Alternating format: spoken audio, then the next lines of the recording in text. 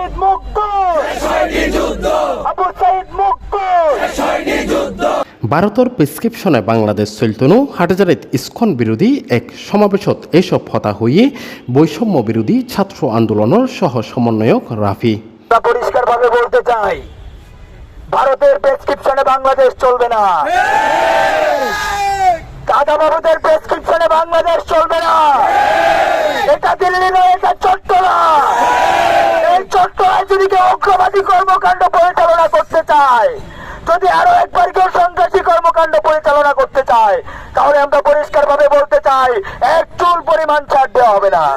হাটহাজারির সর্বস্তর ছাত্র জনতার আয়োজনে ইস্কন সমর্থকসকলৰ আতত শহীদ এডভোকেট সাইফুল ইসলাম আরিফুর মাগফিরাত কামনা ও প্রতিবাদ সমাবেশ অনুষ্ঠিত হয়ে নভেম্বরের 28 তারিখ বিয়েলে হাটহাজারি মাদ্রাসার সামনে উগ্র মিছিল বেরোয়।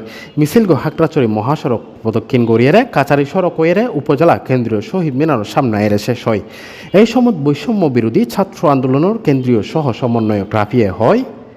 আমরা দেখেছি গত একদিন আগে আমাদের আলিফ ভাইকে সন্ত্রাসীরা, উগ্রপন্থীরা কিভাবে কুপিয়ে হত্যা করেছে।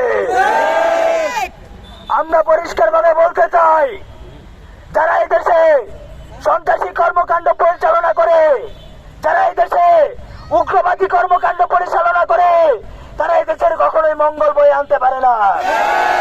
তাই সন্ত্রাসী কর্মকাণ্ড এবং উগ্রবাদী কর্মকাণ্ডের দায়ে আমরা গতকাল বলেছি, 24 ঘন্টার আলটিমেটাম দিয়েছিলাম, 24 ঘন্টার মধ্যে তাদেরকে নিষিদ্ধ ঘোষণা করতে হবে।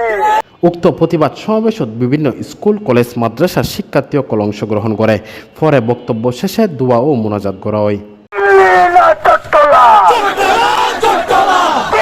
Shoebur Rahman, C+ TV, Chittagong.